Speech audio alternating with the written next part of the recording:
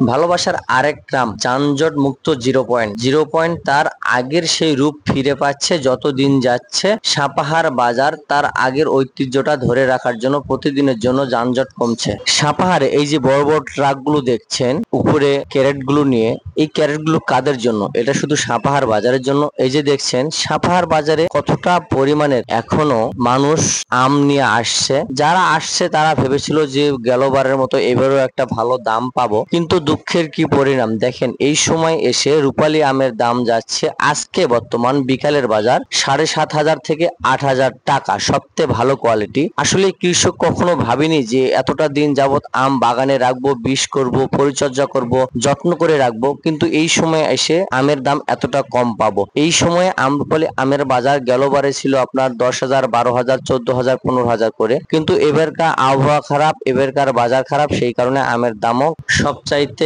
খারাপ। কিছু করার নাই, কৃষকের আশা কখনো পূর্ণ হয় না, বেশিরভাগই কৃষকের আশা অপূর্ণ থাকে।